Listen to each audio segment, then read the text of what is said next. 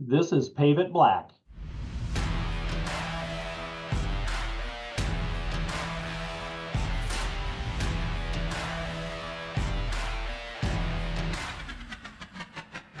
Hi, and welcome to Pave It Black, the official podcast of the National Asphalt Pavement Association. I'm Richard Willis. And I'm Brett Williams. And today we're talking about something that's a little bit scary to some individuals.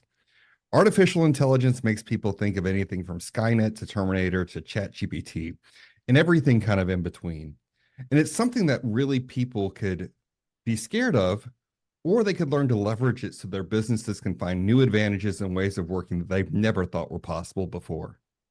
So today I'm interested to learn a little more about how asphalt companies are starting to leverage this artificial intelligence and use it in their business, and really how they're approaching it, and maybe some opportunities in the future to really use this technology. So to help us explore this topic a little bit farther, we've invited Luke Kotz from Manats Incorporated to join us for the podcast. Welcome to Pave It Black, Luke. And can you tell us a little bit about yourself and what Manats is and what they do? Thank you very much for having me. I love this topic and I love technology. So I've been in the industry for about 22 years now, which is crazy to say out loud, but started my career in operations, actually. I did not have a technology degree. I actually had a business management degree and didn't know what I wanted to do. At that time, I had an opportunity to go work in the industry, actually a pavement marking company and a traffic control company. Asphalt companies on this call would probably be familiar with working with that company. And anyway, that kind of started my career. And around about 2009, 2010, I really got interested in technology. We had implemented a new ERP system. The things we were pulling together data from 35, 40 different companies across the country. And we had data in all different places. And so the ERP system was the place where we started. And that's really where I got energy and really dove into the technology side. Fast forward to today in 2024, I'm with a company called Manats Inc., based in Iowa. We're a full-scale heavy highway contractor, meaning we do asphalt paving, concrete paving, materials, ready-mix concrete. So a little bit of everything, some seal coat and sub-drain, and you name it, we do it. We have a little bridge company that also works in the state. We're mostly only in the state of Iowa and operate out of there. Company's been around for 77 years now, family owned, third generation. And so a really exciting place to be. And I started here about 3 years ago in the role of Chief Information Officer. So look, we've chatted a little bit about HeyNAPA, but I'd love to hear a little more broadly about how you're approaching AI at Manats, and maybe about some of the current uses you have for AI in the operations. You bet. Yeah. So AI obviously splashed onto the scene here a couple of years ago with ChatGPT, but AI has been around a long time for those of us in the tech space. That this isn't necessarily a new concept, but there's certainly some new and exciting things that have come out of the ChatGPT and this sort of new age of AI.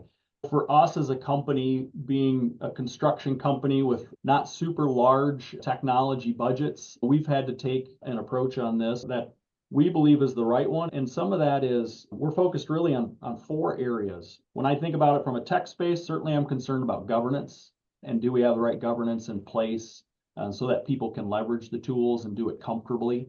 And so we are talking about that and how we might put that in place so that we can enable people. We're also thinking about use cases. There's lots of different areas that we could focus on when it comes to AI. And for us, it's trying to hone in on the ones that would provide the most value. I think you can try to boil the ocean with this, and that probably is something that we were concerned about, and maybe others are too. And so we're trying to just develop use cases, talk about those things, and then the next discussions will be around what do we do from there? Do we develop things ourselves? Do we have some partners and things like that? Use cases, I think, is a huge part. Obviously, with AI, there's a topic around data strategy and management. And so a lot of education is going on within our organization just to understand what that means, what structured data looks like, what disparate systems means, what it means to have clean data. Those types of conversations are happening now, probably more than they ever have in the past. We've always had lots of data in the construction industry. I've seen this across my career. People got tons of data, but just don't know what to do with it. Maybe it's not as clean. And obviously that's an important aspect if we're going to want to leverage AI in our operations. And then lastly, just the partnerships and the relationships that we have with vendors, I think is really important in what they're doing in AI.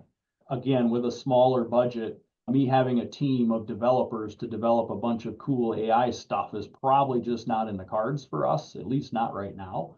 And so how do we partner with people that are doing some of those things and have some of those skills that we don't, to still leverage those technologies even if we're not developing them ourselves? So that's really our 4 areas of focus that we're on right now. And we're, I would say, in the infancy stage of this. From my perspective, that, like I said, there's a lot of education going around and a lot of discussions. Thanks for laying the groundwork for us on that. And I'd like to dive maybe a little bit deeper, get a little bit more granular. And I wonder if you could give us maybe a specific example or scenario where AI and the tools that you're starting to employ has made a noticeable impact on either your workflows or outcomes. You bet. So I can give you a couple examples. One example is more with a tool that we use, and the other example is what we're doing to try to get people thinking about it. We have an annual retreat. We call it a corporate retreat, and we bring leaders from across our organization to a central location in the wintertime. Since we're seasonal, that's the right time for us to do it. And this last year, we brought in Sean Devine from XBE to do a keynote speech on AI and all the things that are out there in the AI space. And XBE is a tool that is leveraging some of those technologies, certainly. But what we did with our leaders was fun. It was really a thought-provoking thing to get people starting to think outside the box a little bit. And so we did an afternoon workshop, I'd call it, leveraging both HeyNAPA and also ChatGPT and tools like that Copilot, and using those tools to solve a problem. And it was a problem within the asphalt industry.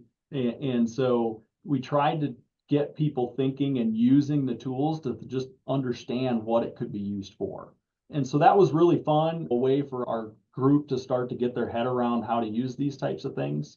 From that, we've had lots of discussions from leaders coming to us, asking questions about how do I do this and how can I use this more and that kind of thing, which has been really good. In terms of what we're doing in our business right now, as I mentioned, the XBE and us working with them on our operation and using that technology. And there's a couple areas there where we've been pretty focused on, and one of them is around productivity and this notion of in our scheduling, how do we optimize our schedule with related to our trucks? And there's some tools with AI within the platform that allow us to put together a schedule and then look at it and have the system do the optimization of that schedule to see, is that something that is what we should be doing or not? We run our own trucks, we have outside haulers, and so it gets pretty complicated in terms of where to send what assets. And so leveraging AI in that space is really starting to make some impact. I'd say we're pretty early on in that. With these tools comes a lot of questions and a lot of understanding from people that they want to know more before they'll really trust it. And so I think we're definitely in that space right now where we see it, we think it's providing us some value, and we're not sure we 100% trust it. So we're still working through that piece of it, but I can see a huge impact on not only that scheduling, but the number of trucks we send to jobs. When oftentimes a guy will call and say, I want 10 trucks because they know what they're doing and they know what they need. And oftentimes the system may come back and say it maybe could be ran with 8 trucks and still get the same production values. Again, working through that from a trust standpoint and how to use that in the day-to-day in the field is really the key, but we're starting to see some value there. That's some really fascinating examples. I was curious, in any of the areas where you've started to use AI or see AI, I was interested to know if it's ever surprised you, maybe in terms of effectiveness or adding like an unexpected value when you implement it. I don't know if it has just done what you thought or if there's been anything more surprising. I think it's done what we thought, although it's interesting in the different types of use cases. I think there's some surprises there. As I thought about this and have thought about this in the past, I think about our data and how to leverage analytics and that kind of thing. But you really think and broaden your horizon to everybody in our organization, not even just the people in the field, but we have a marketing team and we have all these different teams, and it's amazing to see how it can impact each of those jobs and really change some of those jobs. I think that the work in the back office, as an example, with automation of different tasks is changing the way we are able to run the business. And that has an impact, maybe not on the field side, but even on the back office side. And there's a lot of exciting things there. There's also a lot of scary things for a lot of people. People think that it's going to replace their jobs, and all of that kind of starts to come up and creep in. And how do we have those conversations? And we've had some of that where people have been scared. And I was surprised in the sense that, ooh, I didn't think about that angle, that they would be feeling very guarded because it was their identity that they moved that piece of paper from this desk to that desk. And now automation is coming in and AI is coming in to replace that. So that's the stuff that I think I get more surprised with. The technology itself is, like I said, been around a long time. So I don't know that there's a ton of mystery there, but it's starting to create discussions that maybe have surprised me. Well, and you kind of hit on this a little bit in terms of either some of these new discussions, people being scared about being replaced, or even having to have some tougher conversations within the business than you've had in the past. What have been the challenges?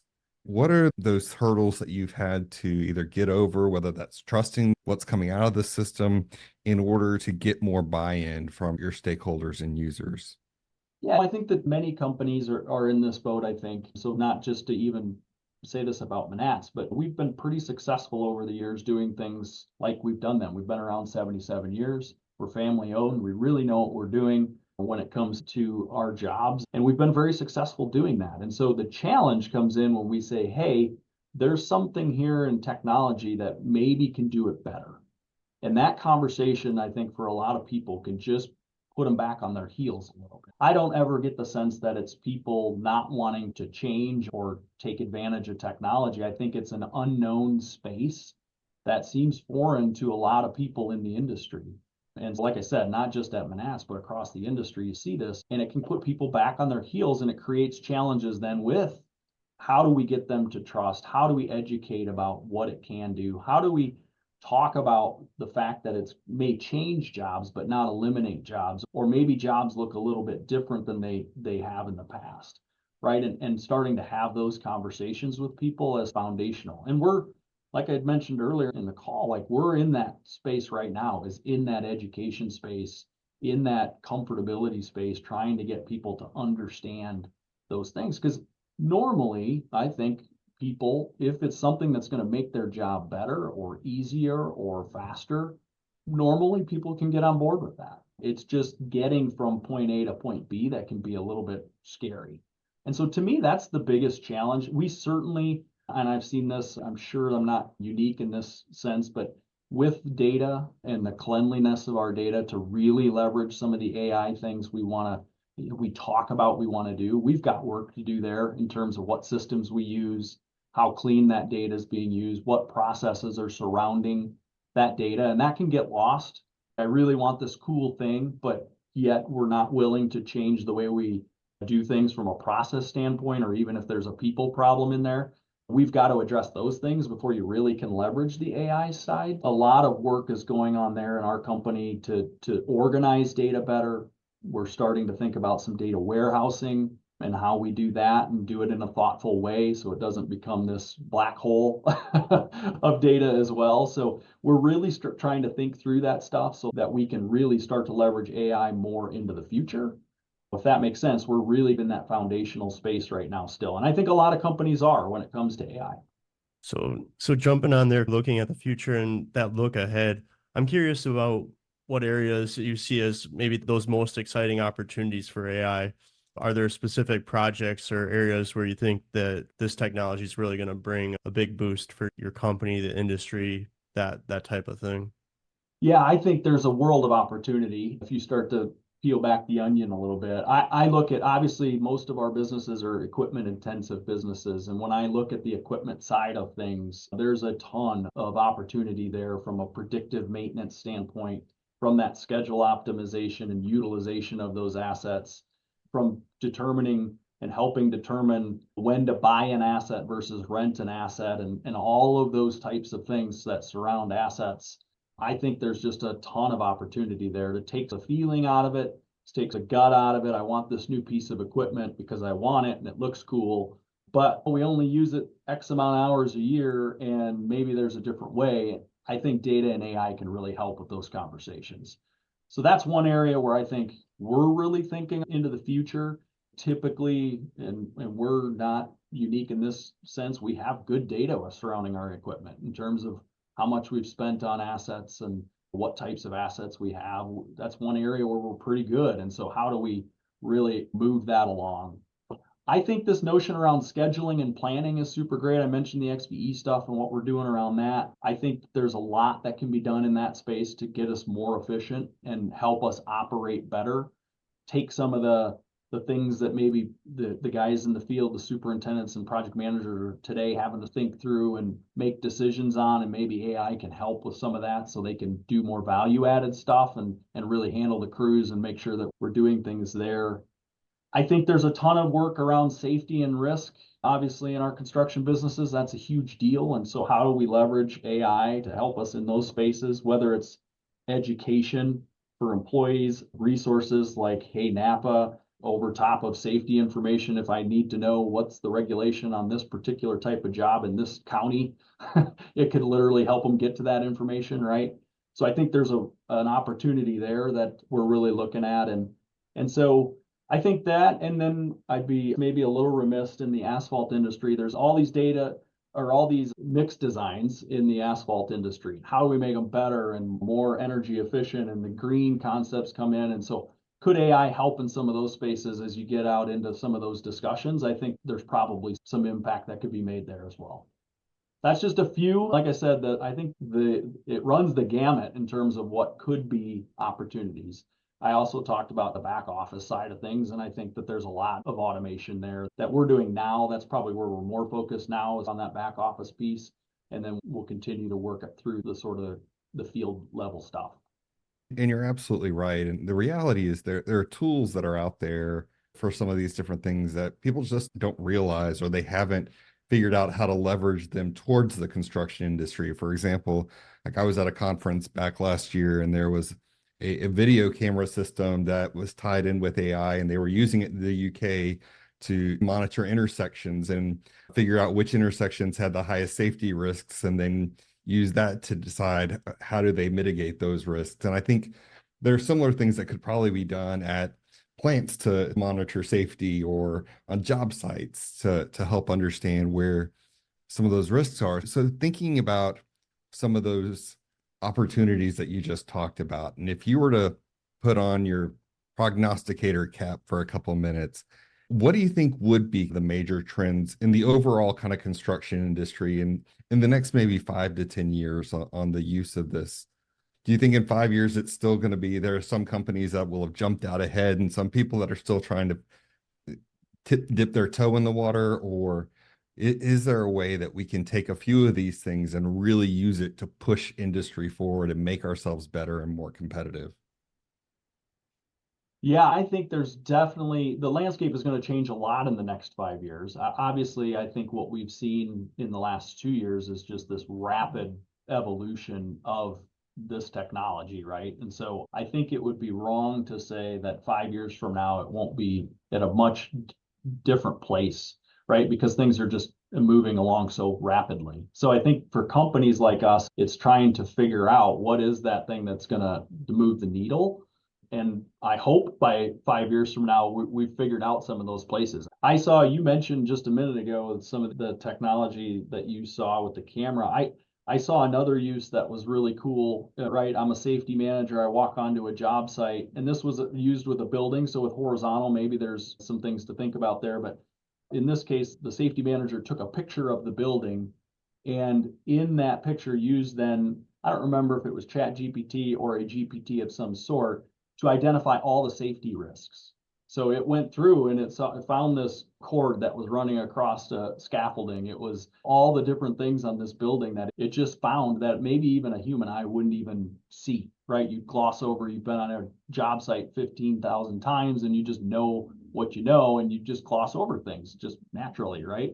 This in a picture was able to identify some of those things. So I think there's some really cool stuff like that broadly across the industry. 5 years from now probably is going to be more commonplace, right? They're going to be expected because it's going to be things that just are no-brainers. I think for all companies like us and most companies in the construction space, like I said, it comes back to that data cleanliness piece. And I think that's where it's going to get a little tough for some companies. There's some that have maybe been thinking about this longer. And so 5 years from now, is everybody going to be where you want to be from being able to plan and schedule and do all that stuff? I don't know, right? I think that's going to be probably less common. I think there's going to be a lot of people learning over the next 5 years. But I do think with the pace that things are evolving and changing and making it easy to absorb some of these, I feel like, yeah, in 5 years, it's going to be a much different landscape. So for companies maybe starting to think about dipping their toe into AI technologies, and I've heard you give some advice about importance of like data cleanliness. I'm just curious if you have other advice, key steps, or those pitfalls that you should avoid when you're just getting started in this area for companies that maybe don't have the experience or haven't really started down this path. Yeah, I think for me, when I started here, one of the things I started with the Manats, and I've done this at other stops along my career, is really looking at the tech stack in general. So if you just zoom out a little bit and say, what systems do we use to collect data? And is it something that we've got a big sprawl and we're using all these disparate systems? And then if that's the case, are we integrating those systems? And if we're not integrating those systems, that could be an opportunity where you've got a silo of data that's going to be challenging, right? So looking at that technology stack and where the data flows, to me, is a really important aspect. Even before data strategy and cleanliness, I think it's honing in on those systems that you use to operate your business every day. There's a lot of different thought processes out there, none wrong or indifferent, right? I have always been of the approach, less software systems, the better, because I don't want to be in the business of integrating a bunch of things together, but that also becomes a challenge because there's not one software system that is out there that solves every problem for people. So it's figuring out what that right stack is. I think right now there's a lot of money going into technologies in the construction space because there's certainly no mystery that people think there's a problem to solve. And so people are putting money into it. And we're getting flooded with new technologies coming into the space, which is a great thing. It also can create that challenge to have all kinds of different systems because it's best in class for the one thing it does. And so that's where I think if you zoom out a little bit, if I'm starting out, that's the first place I'd probably be looking, if I'm being honest, to try to make sure that we've got the right systems in place to capture the data. Certainly talked about the data strategy and just organizing and that side of the data piece.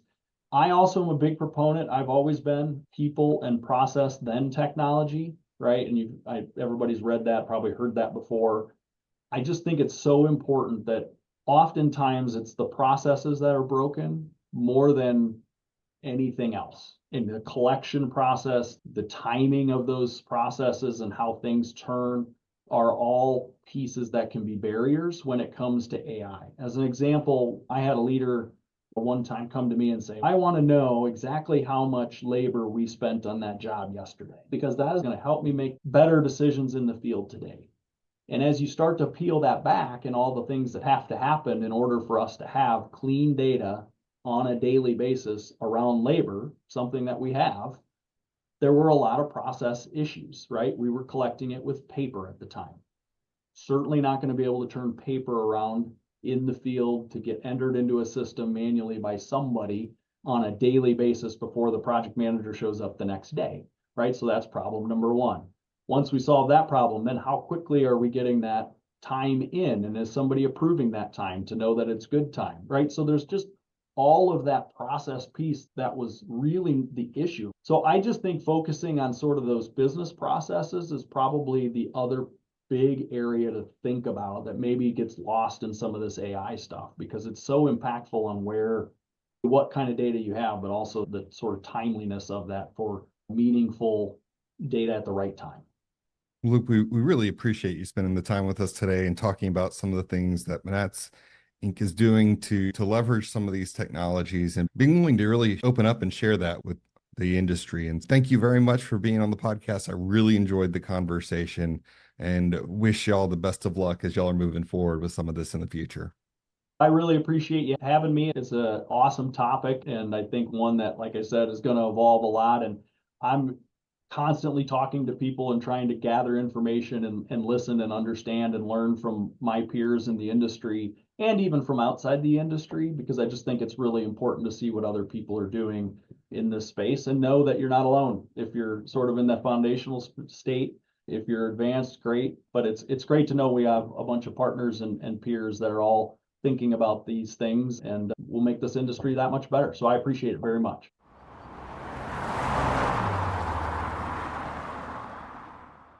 I think my takeaway really from today's conversation is just how much is going on in this space, and even companies that are embracing it in some areas have a lot of considerations, a lot of things to wrap their arms around to really take it to the next level. And so it's an exciting time, but it's also a time where it takes a lot of focus and a lot of people that are both excited but cautious and making the decisions of how they implement some of these technologies. Yeah, I think one of the things that stood out to me is there are so many great things going on in this space. However, if a process is broken or if a process isn't working, this technology won't fix that. I was like, it has to have good data that's coming into it. It has to make sure that the people are high quality, that are leveraging it and asking it the right questions. And I think this isn't the end all be all, but is it a tool that industry can leverage to get better? And maybe sometimes it can actually be used to help you identify the processes that need to be improved. Because as he was talking about at the end, they wanted to answer a specific question, but they realized here are all the pain points to get the data to where we need to answer that question. And so I think it is a tool that can be used to advance you, but can also identify where you can get better.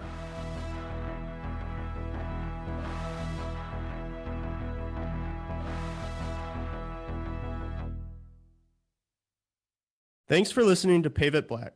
Visit asphaltpavement.org/podcast to find more episodes, suggest a topic or guest, become a sponsor, or learn more about NAPA. Pave It Black is produced and copyrighted by the National Asphalt Pavement Association. Music by Colleague. As always, thanks to the dedicated workforce connecting diverse communities all across America.